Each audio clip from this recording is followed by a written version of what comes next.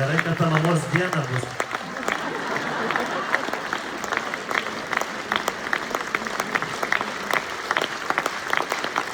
Nu, Jėzau.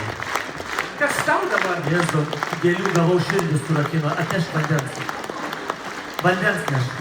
Pažiūrėk, žmonės... Jėzus, numirštų dabar. Čia jau pamatėt, kad miršto gėlių dar atnešėt. Jėzus, kaip gerai. Ačiū labai, ponė. Vandens reikėjo. Ačiū labai.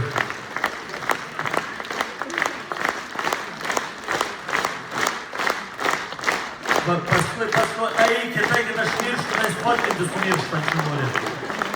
Atnešk vandens. Klausykit.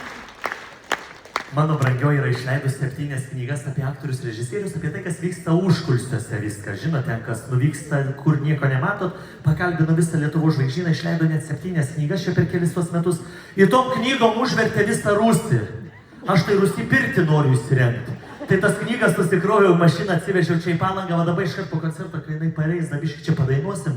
Ir tada aš išsistumsiu stalą, drąsiai ateikit į sceną, pasifotkinsim, pabendrausim. Nu, šitą, viską nusipirkt galėsit knygutę, galėsit pasirašys.